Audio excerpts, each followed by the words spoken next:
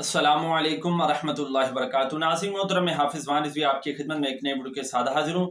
नाज़रीन मोहतरम, बहुत ही अहम तरीन अपडेट के जो लोग कहते थे कि जनाब तहरीक लब्बैक पाकिस्तान जो है वो इक़्तिदार के अंदर आकर क्या करेगी, जनाब इनको तो सियासत करनी आती नहीं है, ये पाकिस्तान के मामलात कैसे देखेगी। तो आज की वीडियो उनके मुंह पर एक जोरदार तमाचा है और उनको जनाब एक मैसेज भी और पैगाम भी है जनाब कि अभी तक हम इक़्तिदार के अंदर नहीं आए और अभी से आप हमारे जो है वो काम जो है वो देख लें। नाज़रीन मोहतरम, मैं बहुत ही बड़ी अपडेट आपके सामने रखने लगा हूं, लेकिन उससे पहले एक और मिसाल आपको देता चला जाऊं।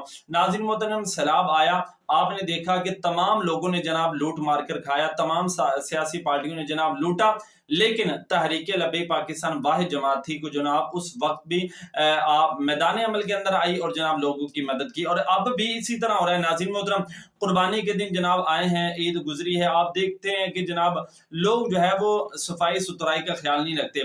तो कराची के अंदर नाज़रीन मोहतरम सफाई को लेकर बहुत ज्यादा परेशानी होती है।